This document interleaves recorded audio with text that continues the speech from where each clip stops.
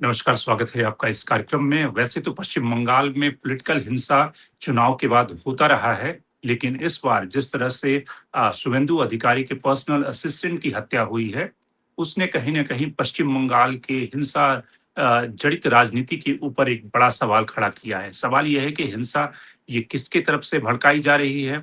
क्या इसके पीछे कोई पॉलिटिकल मोटिव है?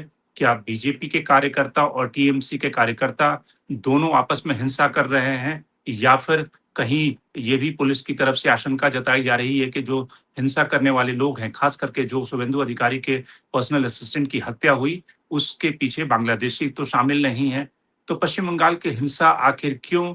ये सिर्फ पॉलिटिकल रिटेलिएशन है या हिंसा के पीछे की कहानी कुछ और है?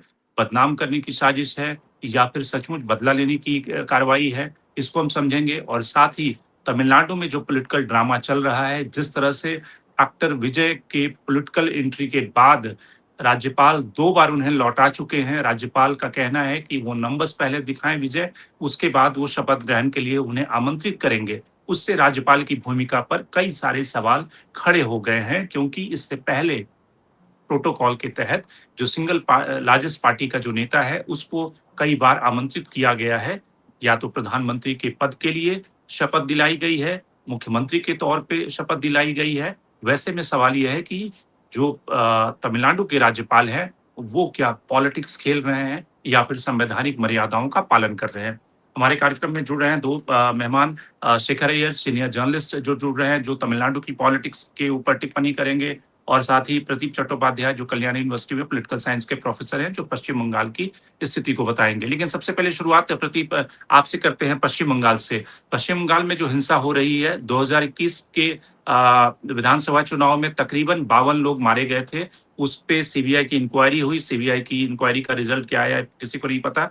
लेकिन पश्चिम बंगाल में इस तरह की हिंसा का एक इतिहास रहा है। लेकिन इस बार तो जो एक प्रोबेबल सीएम कैंडिडेट हैं, उनके पर्सनल असिस्टेंट को ही मार दिया गया। मतलब किस तरह का स्टेट और किस तरह की स्थिति है पश्चिम बंगाल में, ये समझी जा सकती है।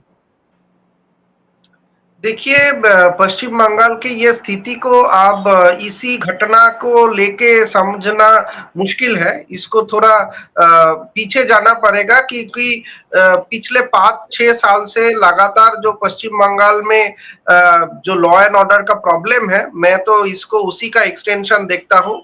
क्योंकि यहाँ पे जो है आर्म्स एमुनेशन और जो बारूद और गोला गोली है और बंदूकें है, बहुत सहज से मिलता है। यहाँ पे हम लोग देखा कि रेगुलर वायलेंस होता है, पोस्ट पोल जैसा नहीं है। प्री पोल में रेगुलर डेली वायलेंस हम लोग देखा है और चर्चा भी किया है पश्चिम बंगाल के। तो इसी हिसाब से ये जो घटना कल घटी है रात को, बहुत ही दुखजनक घटना है। लेकिन ये घटना जो है परंपरा है पश्चिम बंगाल का, जो गिरता हुआ जो लॉ एंड ऑर्डर सिचुएशन था 5-6 साल के लिए, उसी का एक्सटेंशन है। और ये अभी ये सही से बोल नहीं सकता है कोई कि कौन इसके पीछे है, तृणमूल इसके पीछे है, ये कोई बांग्लादेशी है, कौन है। लेकिन ये एक प्री प्लान्ड है, जैसे ये मर्डर हुआ है, एक प्री प्लान मर्डर हुआ है। तो यहाँ पे एक चीज बहुत इंपॉर्टेंट है, क्योंकि the timing of the murder, जो जिस समय ये मर्डर हुआ है वो 6 को विधानसभा डिसॉल्व हो गया है। यहाँ का चीफ मिनिस्टर जो रही थी ममता बनर्जी, वो रिजाइन नहीं किया, राज्यपाल के पास भी नहीं गया, और 9th को नई जो सरकार है वो शपथ लेगा।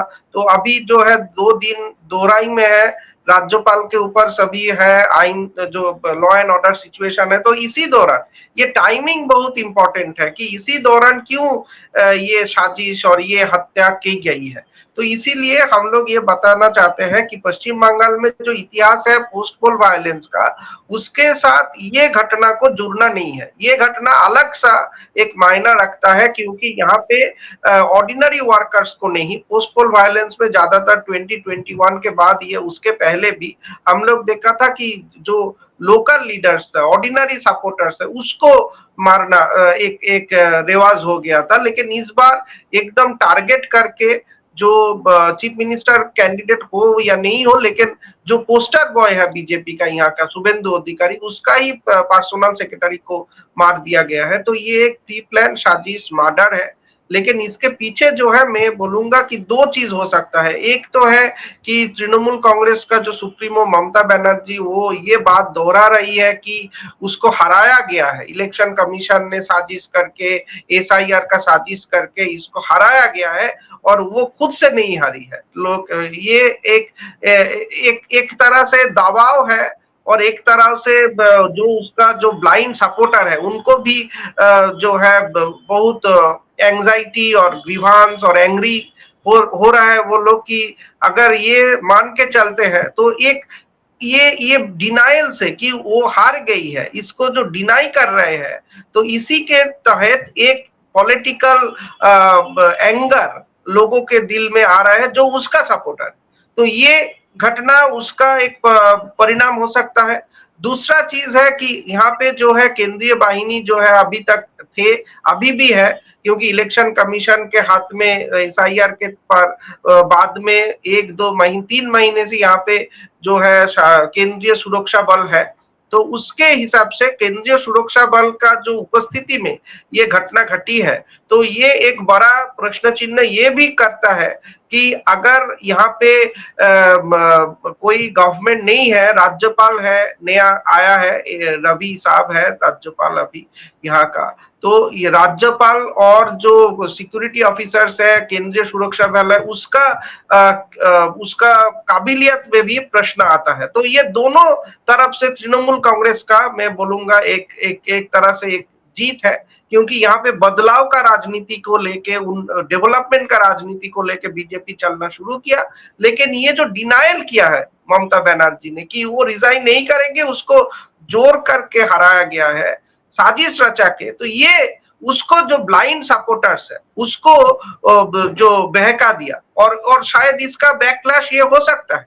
और दूसरे तरह ये बैकलैश अगर होगा तो केंद्रीय सुरक्षा बल के ऊपर भी प्रश्न चिन्ह आ जाएगा। तो दोनों तरफ से ये मैं कहूंगा तृणमूल कांग्रेस का हो सकता है। मैं ये तो अभी प्रक्रिया चल रहा है, छानबीन चल रहा है, लेकिन सोचने का बात है कि 6 तारीख को ही क्यों 7 तारीख को नहीं, 8 तारीख को नहीं, क्यों 6 तारीख रात को? क्योंकि 6 तारीख रात के बाद 7 और 8 ये 2 दिन पूरा जो हमारा वेस्ट बंगाल स्टेट है वहां पे governor is the chief, governor को ही सब मेंटेन करना है कॉन्स्टिट्यूशन के हिसाब से, क्योंकि सरकार अभी तक शपथ नहीं लिया है।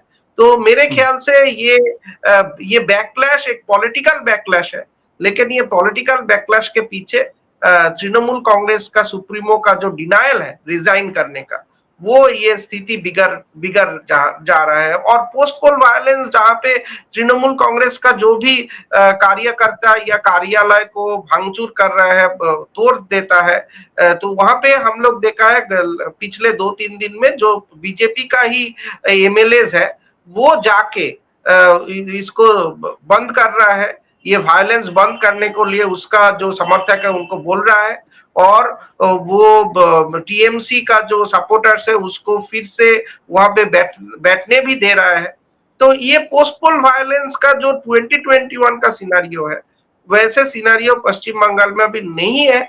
ये जो एकमात्र इंसिडेंट हुआ है, ये इंसिडेंट एक प्री प्लान मर्डर, और ये प्री प्लान मर्डर के पीछे पॉलिटिकल रीजन है, और ये प्री प्लान मर्डर के लिए शायद ये केंद्रीय सुरक्षा बल का जो काबिलियत है उसका ऊपर अगर प्रश्न आ जाए, ये भी क्योंकि टाइमिंग ऐसा है। बिल्कुल। शेखर, आपको क्या लगता है कि मोटिव इसके पीछे नई जो सरकार अस्तित्व में आने वाली है उसको डिस्क्रेडिट करना है कि पार्लियामेंट्री फोर्सेस के बाद भी इस तरह की किलिंग होती है, या ममता बनर्जी या टीएमसी का जो कैडर है वो जो आहत है वो बदला लेने के लिए, या फिर चूंकि ममता की पूरी पॉलिटिक्स रही है कि अगर अपनी जमीन आप खाली करेंगे, थोड़ा सा भी खाली करेंगे तो उनकी पार्टी टूट सकती है, इसलिए एक तरह से वर्चस्व दिखाने के लिए उनके कार्यकर्ताओं या फिर उस तरह के जो एलिमेंट्स होंगे, उपद्रवी एलिमेंट्स, उनकी यह कार्रवाई लगती है? नहीं, देखिए एक तो टाइमिंग की बड़ी बात है, टाइमिंग, क्योंकि देखिए कल से आज इलेक्शन कमीशन ने कह दिया मॉडल कोड विड्रॉ हो गया है, क्योंकि हाउस का पूरा कंप्लीट हो गया, इलेक्शन प्रोसेस कंप्लीट हो गया है। देखिए क्या होता है हमारे ये में, जब चुनाव होता है, जब चुनाव प्रोसेस कंप्लीट हो जाए तो फिर स्टेट गवर्नमेंट पूरा चार्ज है। और ममता बनर्जी अभी केयरटेकर कैपेसिटी में है। नॉर्मली क्या होता है, जब चुनाव हारने के बाद हर राज्य में हमने देखा है कि सीएम जाके अपने इस्तीफा दे देते हैं। अब तमिलनाडु में भी स्टालिन हार गए, जाके इस्तीफा दे दिए। लेकिन यहाँ एक विचित्र ये देख रहे हैं कि ममता बनर्जी स्वीकार नहीं कर रहे हैं। स्वीकार इसलिए नहीं कर रहे कि पर्सनली वो एक्सेप्ट नहीं कर पा रहे कि वो हार सकते हैं, कि बंगाल के जनता ने उनको रिजेक्ट कर दिया, पार्टी को रिजेक्ट कर दिया। एसआईआर बोलने से भी देखिए, एसआईआर से 27 को आप हटा देंगे तो जो 27 लाख की हटा देंगे, फिर भी 5-6 लाख तो बीजेपी को मिला ही है। अब देखिए, ममता को साइकोलॉजिकली एक्सेप्ट नहीं कर पा रहे हैं। वो अलग बात है उनकी समर्थक क्या सोच रहे हैं, लेकिन ममता को 15 साल सीएम रहने के बाद, उससे पहले केंद्र मंत्री भी रहने, इतने इररिस्पॉन्सिबल आप कभी कोई राजनेता देख नहीं पाएंगे। और वो सोच रहे हैं कि जिंदगी भर ये पॉलिटिकल ड्रामा चलता रहेगा और बंगाल के लोग गुमराह में करते रहेंगे। लेकिन एक पॉइंट आता है ना, देखिए लालू जी ऐसे ही तमाशा करते थे, एक पॉइंट आया, बिहार के जनता ने माना नहीं। तो आज ऐसी स्थिति आ रही है, उसके वो सोच रहे अभी अगर मुझे गवर्नर निकाल देंगे तो मेरी सिंपत्ति आ जाएगी। मतलब मुझे तो हैरान हूं कि ये सोच एक चीफ मिनिस्टर जो 15 साल रहे। नॉर्मली क्या होता है कि आप रिजाइन करते जैसे होते, फिर गवर्नर आपको कहते भाई आप केयरटेकर कैपेसिटी में कंटिन्यू करिए। बिल्कुल, कभी वैक्यूम नहीं रहता शासन में कि ये पीरियड गवर्नर का, ये पीरियड इनका है, ऐसा नहीं है। इलेक्शन प्रोसेस जब जारी है तब सुप्रीम कोर्ट के जजमेंट के अनुसार इलेक्शन कमीशन पूरा सुपरिंटेंडेंस है फ्री एंड फेयर पोलिंग के लिए। पर यहां पे ममता को दुख कई कारण से है। देखिए, ममता की जितनी चाल है ना वो सब फेल हो गया। डराने वाली, बूथ को कैप्चर करने वाली, और काउंटिंग प्रोसेस में जबरदस्त झमेला करके पूरा ये सब देखिए जनता जान चुकी है। अब बात आती है शुभेंदु अधिकारी को, पर्सनल एड को किसने मारा। देखिए, शुभेंदु अधिकारी और ममता बनर्जी को तो पर्सनल राइवलरी है, नंदीग्राम से है। और शुभेंदु अधिकारी ऐसा एक नेता है, उनके कई पॉलिटिकल राइवल्स हैं और भी पॉलिटिकल एनिमीज होंगे। और स्वयं शुभेंदु अधिकारी क्या कह रहे हैं, ये चंद्रनाथ रथ को जिसने भी मारा है इसलिए मारा है क्योंकि मैंने ममता को डिफीट किया।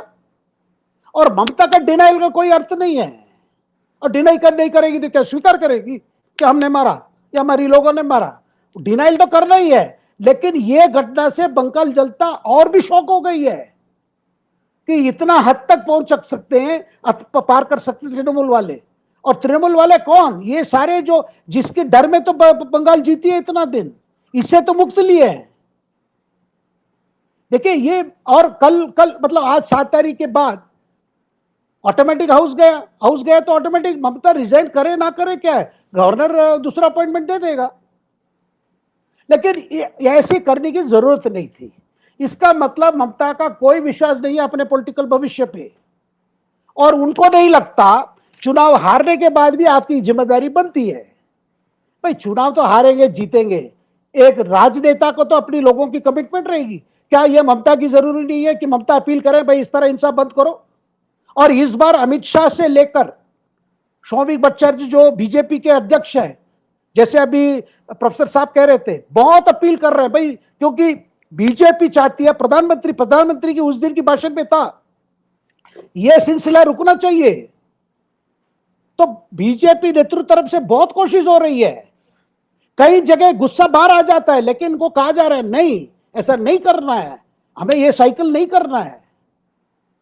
देखिए ईमानदारी से मुझे जो लग रहा है बीजेपी नेतृत्व कोशिश कर रही है, लेकिन साथ में ये जो है कई पर्सनल भी हो सकता है। क्योंकि देखिए शुभेंदु अधिकारी भी ऐसा एक नेता है, वो भी बड़े डोमिनेटिंग नेता है। तो जब कोई भी पॉलिटिक्स में इतने डोमिनेट करते हैं, अवश्य पर्सनल एनिमीज भी हो जाते हैं। जो पर्सनल एनिमिटी राजनीतिक कलर भी ले सकता है। वो जांच के बाद किसको क्या कर रहे हैं, देखिए सीआरपीएफ हैं। अब देखिए जिस जगह पे हुआ एयरपोर्ट के उस साइड में, तो वो तो कोई ज्यादा प्रोटेक्टेड एरिया नहीं था, या इनकी साथ पर्सनल सिक्योरिटी थी नहीं थी, क्यों नहीं थी, लेकिन वो एक ऑफिशियल कार में थे जो लीडर ऑफ द ऑपोजिशन को मिलता है। तो कई सवालें हैं, लेकिन ये जरूर क्लियर है शुभेंदु अधिकारी ने ही ममता को दोबारा पराजय किया है। और नंदीग्राम के बाद भवानीपुर में भी उनको हराया है। तो ममता के जो भी कोर सपोर्टर्स होंगे उनको लग रहा है कि भाई हाथ से सत्ता चला गया है। देखिए देखिए सारे, देखिए हर जगह पे स्टालिन को भी दुख लग रहा है, भाई कांग्रेस ने तो मुझे ऐसा छुरी मार के चला गया, मेरे से वोट लिया, मैंने कैंपेन किया, मेरे से सब हुआ, चला गया। लेकिन फिर भी स्टालिन ने क्या किया, अच्छा उनको कष्ट लग रहा था, वो राजभवन नहीं गए, लेकिन इस्तीफा तो भेज दिए। लेकिन यहां पे क्या हो रहा है, ममता को साइकोलॉजिकली, क्योंकि मैं जितना ममता जी को पर्सनली जानता हूं, उनकी वो मेंटल ये में नहीं है, वो स्वीकार नहीं कर पाएंगे। वो सोच रहे हैं कि भाई हमेशा फाइटर फाइटर, अरे बंगाल की जनता फाइटर देख चुके हैं, वो एडमिनिस्ट्रेटर चाहिए। इसमें बांग्ला अस्मिता को आपने खेद पहुंचाया है, और इतनी बड़ी जीत आप सोच रहे 100 सीट को चोरी हो सकती है। और ये राहुल गांधी जी देख रहे हैं, अच्छा मौका मिल गया अपना थियोरी चलाने के लिए। 15 दिन पहले कुछ बोलते, अभी और कुछ बोल रहे। भाई 15 दिन पहले तो आपने ही तो एकदम बड़ा धक्का दिया ममता को, बोला कि बीजेपी इसलिए जीत रहे क्योंकि आपके कुशासन के कारण।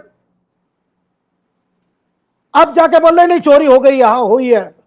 मतलब ये इस तरह की बातें करके क्या राजनीति कर रहे हैं अपने पार्टी। मैं तो मतलब मैं अफसोस फील कर रहा हूं। देखिए ऑपोजिशन की बड़ी भूमिका रहती है, जिस दिन नया सरकार आती है उस दिन ऑपोजिशन की भी शुरू होती है, और बंगाल के इस समय अच्छी ऑपोजिशन चाहिए। और लेकिन वो अच्छी ऑपोजिशन नेतृत्व दे नहीं पाएगी ममता, क्योंकि ममता की जो ऑपोजिशन थी लेफ्ट के खिलाफ वो वाला, और जिस तरफ देखिए 15 साल लोगों को कैसे ट्रीट किया आपने। अब जब उनको लगा भाई बिना भय कुछ कर सकते हैं, वोट कर दिए। और इसमें यह नहीं है कि पर्टिकुलर सेक्शन ने वोट किया, सबने सोचा भाई इससे क्या फायदा है। और देखिए कोई आगे कुछ नहीं है। देखिए आप कई शहर चले जाइए, चेन्नई जाइए, बेंगलुरु जाइए, जयपुर जाइए, मैं नहीं कह रहा हूं कि बीजेपी शासित राज्य जाइए, कहीं भी देखिए शहर बदलता है। लेकिन कलकत्ता जाने से आपको लग रहा है कि जैसे स्टेटस को है, और आप कह रहे हैं कि बंगाली लोग यही चाहते। बंगाली लोग ये नहीं चाहते। बाकी राज्यों की तरक्की में बंगाल के लोग लगे हुए हैं, अफसर के रूप में, व्यवसायी के रूप में, बिजनेसमैन के रूप में, कॉर्पोरेट एंटिटी रूप में लगे हुए, अपने राज्यों में कर नहीं पा रहे। किसने करने नहीं दिया। देखिए चुनाव प्रचार तक वो सब ठीक है, लेकिन आज समय है कुछ बातें हमें सोचना चाहिए। और ऐसा पेंटिंग हुआ टीएमसी के जो इको चैम्बर, ये सिस्टम भी नहीं है, चैम्बर है, उसमें पत्रकार मीडिया सब है, कहते गए भाई नहीं नहीं ममता तो आएगी, कोई हरा नहीं सकता। और हम लोग को लगा भाई वो थियोरी तो यही था भाई 15 जब तक 30% मुसलमान है कोई कुछ नहीं कर सकते। अब सवाल आ गया भाई क्या मुसलमान विकास नहीं चाहते, अच्छे घर नहीं चाहते। देखिए दूसरी बात शंकर जी, मुझे और 1 सेकंड लेना चाहता हूं। बाकी जगह में क्या करप्शन है, प्रोजेक्ट दिया जाता है, इंफ्रास्ट्रक्चर दिया जाता है, फिर कॉन्ट्रैक्टर से पैसे लेते हैं। यहाँ पे प्रोजेक्ट ही नहीं है, कुछ नहीं है, लोगों को जो चीजें दे रहे हैं उससे कटबनी हो रहा है। आपको 1500 रुपया दे रहे हैं, वो लोकल टीएमसी वाला कर रहा है 500 रुपया दो। तो लोगों को लोक कल्याण के नाम पे जो दे रहे हैं उसी से खा रहे हैं आप। अच्छी प्रोजेक्ट, भाई कलकत्ता शहर को देखे, मैं कलकत्ता शहर के पास मेरी जन्म हुई, 10-11 साल वहां रहा हूं मैं। आज मैं देखता हूं मेरी जब बचपन में मेरा क्या एंटरटेनमेंट था। फादर मुझे कालीघाट में हम रहते थे जहां ममता की घर है, वहां से एस्प्लेनेड तक ट्रेन में जाते थे, 9 पैसा टिकट था। मुझे फादर लेके जाते थे, 9 पैसा 18 पैसा, वहां खिला दे देते मैदान में, फिर वापस आ जाते थे। वही ट्रेन आज चल रहा है, वो भी बुरी हालत में चल रहा है, चल नहीं पा रहा है।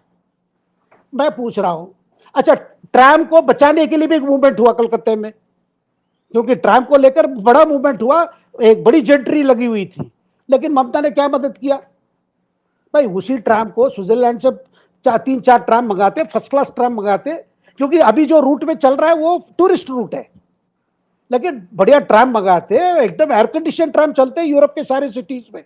वही इतना अट्रैक्शन कर देते तो दिल्ली से आधे लोग भाग के ट्राम में बैठेंगे। भाई आप एक शुरू करते ना, लेकिन ममता का सोच ही नहीं था, कुछ बदलना नहीं है। और उनको सबसे मिसगाइड किया उनकी भाईपो अभिषेक बनर्जी ने। आज सबसे लोगों को गुस्सा अभिषेक बनर्जी पे है। भाई वो भी पढ़े लिखे लोग दिल्ली में पढ़े हैं, क्योंकि मैं जानता हूं जब ममता यहाँ एमपी थे, मैंने अभिषेक बनर्जी को उनके घर में देखा, यही पढ़ा के रहे दिल्ली में कुछ दिन किए।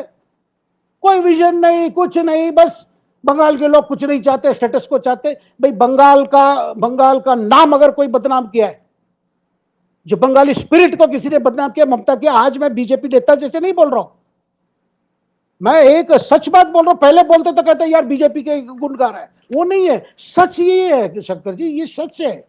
अब स्वीकार करें ना करें, लेकिन पहले कोई कहे ना तो किसी को, देखिए कई लोग, मैं पत्रकार को जानता हूं, वो बोलते थे ममता को हार नहीं सकता। यार ममता हारे ना हारे नहीं है, यही चीजें आप चाह रहे हैं कंटिन्यू करें। मैं कई पत्रकार मैं जानता हूं ममता के करीब हैं, वो हैं, ये वो अलग बात है। मैं पूछता हूं this is you think what people want? Certainly not. भाई क्या यार, नौकरी नहीं है, एग्रीकल्चर नहीं है, नंदीग्राम में अच्छा देखिए एक बात है, वामपंथियों ने गलती की।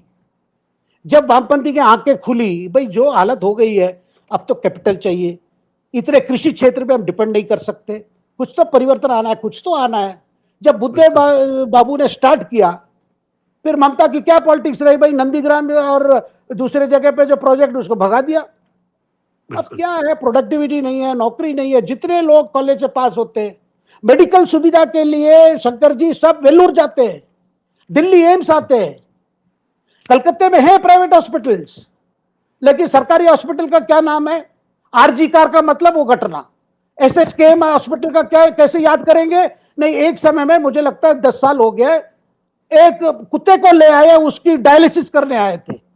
वो कहा जाता था वो कुत्ता किसी बड़े नेता का पेट डॉग था, उसकी किडनी प्रॉब्लम थी, उसकी डायलिसिस करवाई एसएसकेएम हॉस्पिटल में। ये तो हमारी मीडिया चुप रही नहीं, क्योंकि वो ममता के ऊपर बोलना, बीजेपी को मदद करना। बिल्कुल। प्रतीक जी, एक सवाल ये बताइए कि एक तो ठीक है, एक आर्गुमेंट ये है कि ममता ने डेवलपमेंट नहीं किया, या फिर जो उनके खिलाफ एंटी इनकम्बेंसी थी, मिस गवर्नेंस था भाईपो का, उसकी वजह से ममता को वहां से जाना चाहिए था, या जनता ने उनके खिलाफ मैंडेट दिया। लेकिन दूसरा आर्गुमेंट ये कहता है कि अगर एसआईआर के जरिए, या फिर जो एक शासन जिसको कहते हैं, सरकार जिस तरह से बीजेपी की सरकार अलग अलग राज्यों में एक तरह से अर्थमेटिक चेंज करने की कोशिश कर रही है, चाहे वो इलेक्शन कमीशन के जरिए, सेंट्रल फोर्सेस के जरिए, या एसआईआर के जरिए, अगर ममता की सीट 25, 30 सीट, 40 सीट, अलग अलग लोग का, जो अलग अलग जर्नलिस्ट रिपोर्ट कर रहे हैं उनके अलग अलग फिगर हैं कि किस तरह से एसआईआर में टीएमसी का डैमेज हुआ, तो ममता अगर 40 या 50 सीटें हार जाती, ठीक है, उसके बाद भी बीजेपी की सरकार बनती, लेकिन तब ममता का आंकड़ा 150 के आसपास होता। तो ममता को या किसी भी पॉलिटिकल पार्टी को जो अखिलेश यादव आज मिलने के लिए गए हैं, उनको भी ये दर्द तो होगा ना कि एक मैंडेट को फेयर तरीके से नहीं, जो 150 पे हारती तो चलो एक अच्छी बात है कि सम्मानजनक तरीके से या फेयर प्रोसेस से हारी, लेकिन मैंडेट को कहीं ना कहीं ट्विस्ट किया जा रहा है, चुराया जा रहा है, इसका दर्द अपोजिशन के लीडर को तो होगा।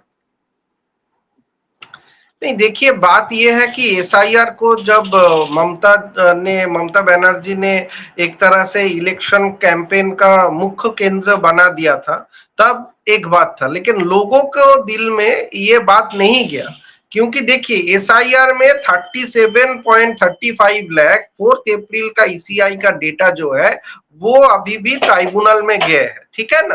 तो लेकिन मेरे बात ये है कि देखिए नॉर्थ बंगाल में करीब करीब 1-2 कॉन्स्टिट्यूएंसी में 14 लाख वोटर है, तो उसमें से जो लक्ष्मी भंडार मिलता था वो बेनिफिशियरी है 12 लाख, लेकिन उसको वोट मिला है 2 लाख। तो लोगों के बाद में जो लोग, यहाँ पे ये लॉजिक अब नहीं चल रहा है कि आप 50 सीट मिल सकते थे ज्यादा, कि 100 सीट मिल सकते थे ज्यादा, 180 हो सकता था, दूसरे को 100 होता था, कांटे का टक्कर होता था, ये तो अलग बात है। लेकिन बात यह है कि आपका जो जहां पर फेयर वोटिंग हुआ है, जो भी लोग मतदान दिया है, वो अगर ममता को पसंदीदार होता तो ममता के लिए ही बटन दबाता, बीजेपी का क्यों? लेफ्ट के लिए बटन दबाता, कांग्रेस के लिए बटन दबाता। जो लोग मतदान दिया, जो नहीं दिया, जो अनमैप्ड है, जो ट्राइब्यूनल में गए, वो तो अलग है। तो जो लोग दिया है वो ममता बनर्जी को, क्योंकि नॉर्थ 24 परगना, साउथ 24 परगना, यहाँ पे क्लीन स्वीप था तृणमूल कांग्रेस का। 33 सीट्स में वो लोगों का, बीजेपी का 3-4 थे। अभी 33 सीट्स 24 नॉट 24 परगनाज में बीजेपी का आ गया 18। साउथ 24 परगना में 31 सीट्स में एक था बीजेपी का, अभी आ गया 31 सीट्स में 13। तो ये कैसे हो गया? ये कैसे हुआ? जो लोग वोट दिया वो तृणमूल का ही पूरा था। हुगली में 17 सीट्स क्लीन स्वीप, और इस बार 17 सीट्स में 12 सीट्स बीजेपी को मिला। जो लोग वोट दिया, जहां पे हिंदू बेल्ट है, जहां पे मुस्लिम बेल्ट है, वहां पर भी जो जहां पे वोट दिया है, वो लोग ममता बनर्जी के लिए क्यों नहीं वोट दिया? प्रश्न तो ये आ गया। अभी एसआईआर का जो मतदान, वो अगर ये देखिए, हारने वाले को बहुत सारे एक्सप्लेनेशंस के जरूरी होते हैं, तो तृणमूल कांग्रेस अब ये भी ले आ रहा है कि एसआईआर के जरिए हम लोग को हराया गया, ईवीएम का मशीन का चार्ज घटा नहीं, 95% चार्ज, मतदान जब गणना हो रहा है तब भी 95% चार्ज है, तो ईवीएम बदल भी सकते हैं। तो ये सब हमको पता नहीं। हमको ये पता है कि आज भी 42% वोट तृणमूल को मिला है, लेकिन 46% वोट बीजेपी को मिला है। तो ये 4% जो वोट बीजेपी 38 में था, तो यहाँ पे 10% बीजेपी को ज्यादा वोट मिला है। जो फेयर वोटर्स है, जो लीगल वोटर्स है, वो वोट दिया।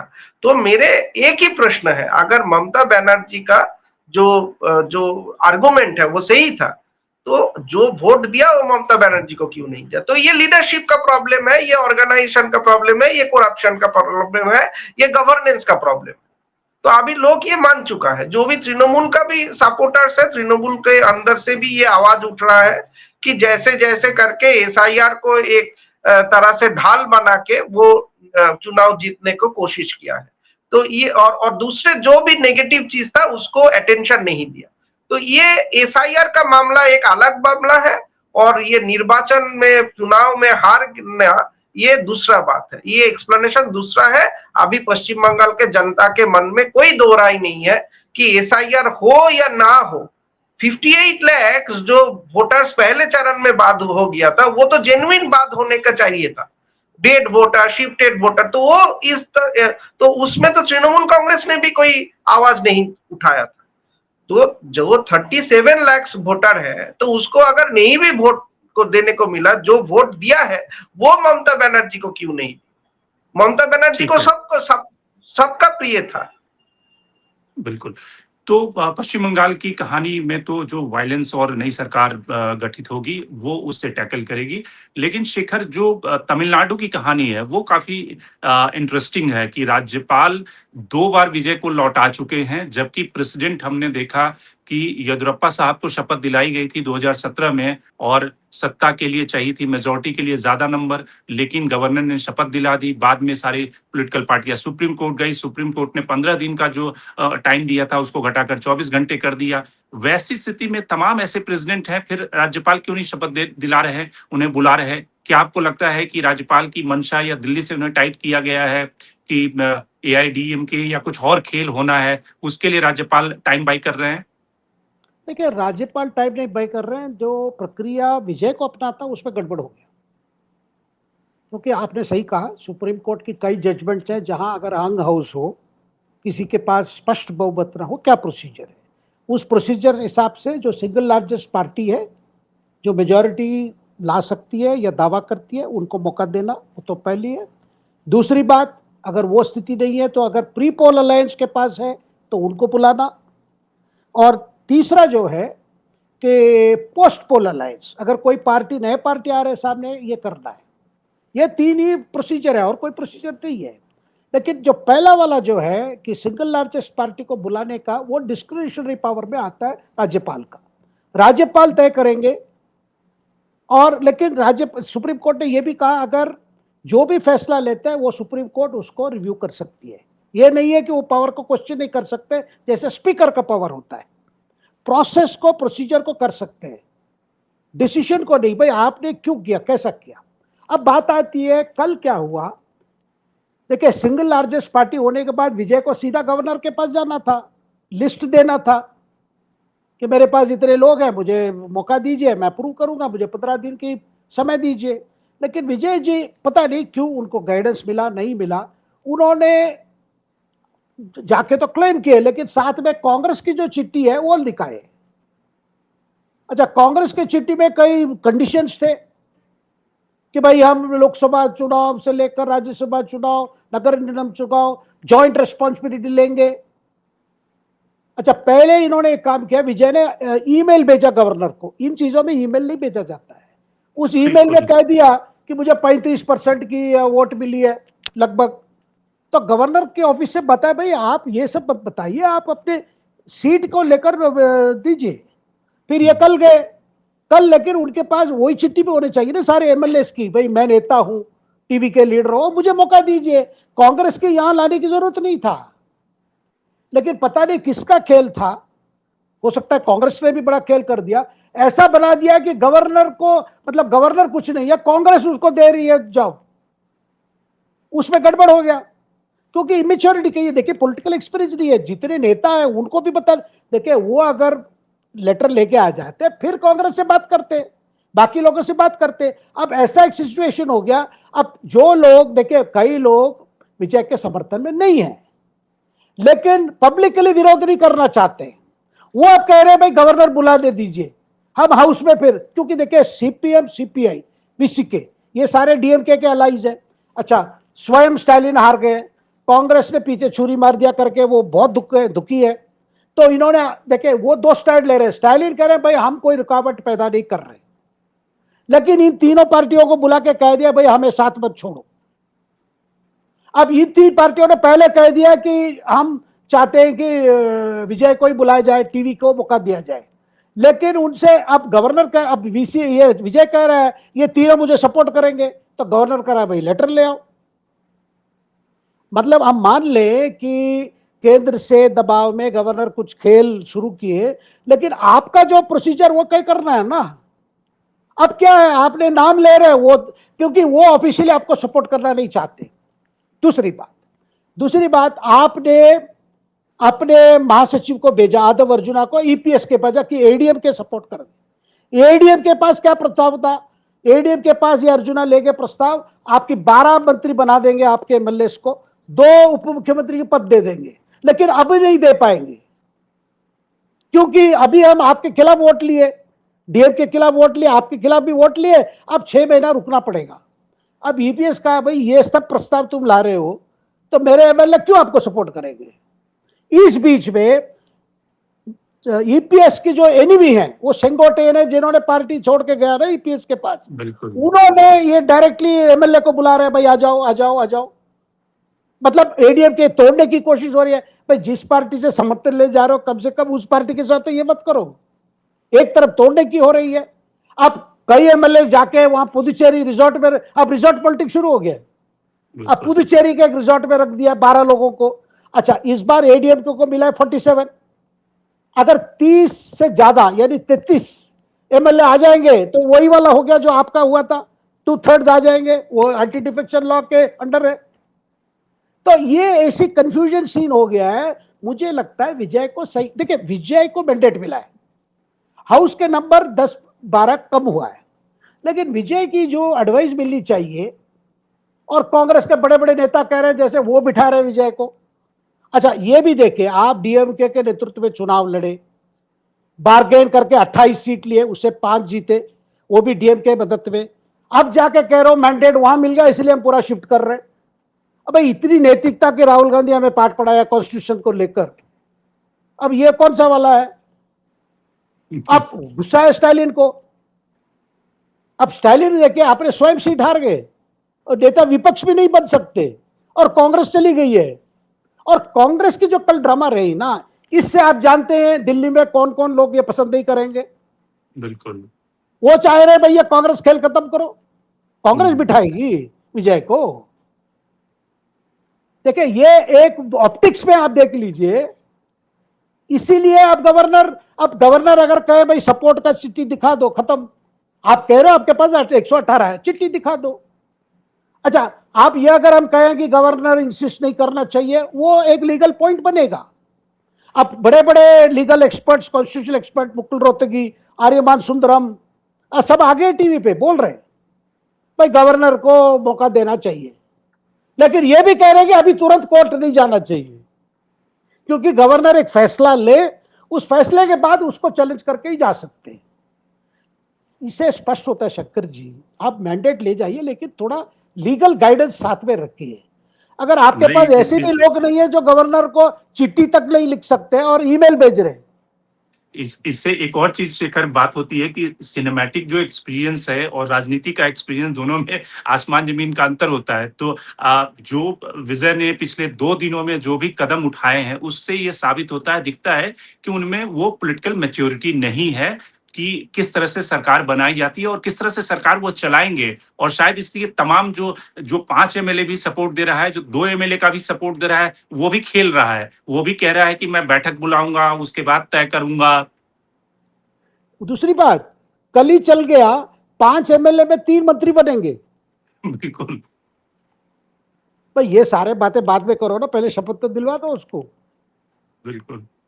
ये जल्दबाजी में कहीं ना कहीं ऐसा ऑप्टिक देखिए, एक बात है, अगर विजय को नहीं बुलाएंगे तो पब्लिक में तो एंगर होगा ही होगा, लेकिन देखिए कितना भी हो, आपका प्रोसीजर ठीक रखना है ना।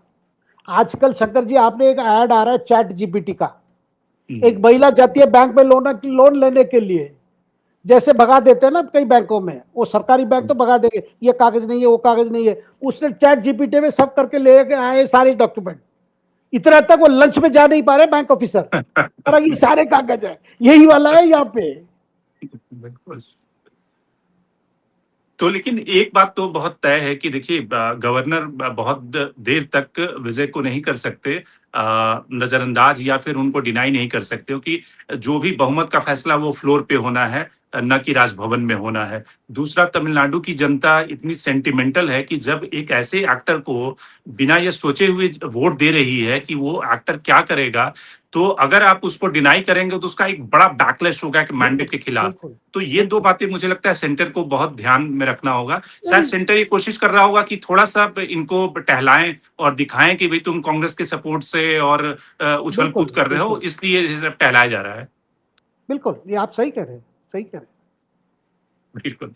तो आज के कार्यक्रम में इतना ही। शेखर, आप जुड़े, आपका बहुत बहुत धन्यवाद। प्रदीप जी, आपका भी बहुत बहुत धन्यवाद। कुल मिलाकर जो तमिलनाडु में राजनीतिक ड्रामा चल रहा है, उसमें एक बात साफ है कि विजय को और थोड़ी पॉलिटिकल मैच्योरिटी के साथ, और साथ ही जो वैसे लोग हैं जो चुन कर आए हैं, उनमें से लीगल ओपिनियन और साथ ही जो पॉलिटिकल एक्सपीरियंस वाले लोग हैं, उनकी सहायता से जिसको कहते हैं सरकार बनाने की कवायद करनी चाहिए। क्योंकि कई बार क्या होता है कि आपके पास नंबर्स होने के बाद भी अगर आप अनुभवहीन लोगों से घिरे रहेंगे, तो वैसी स्थिति में जो वहाँ के बड़े-बड़े दिग्गज हैं, बड़ी-बड़ी दिग्गज पार्टियां हैं, द्रविडियन मूवमेंट से निकली हुई पार्टियां हैं, वो आपको कहीं न कहीं किनारे करने में या फिर आपको डिस्क्रेडिट करने में ज़्यादा देर नहीं लगाएगी। तो आज के कार्यक्रम में इतना ही। देश दुनिया की बाकी खबरों के लिए आप बने रहिए डायलॉग्स के साथ।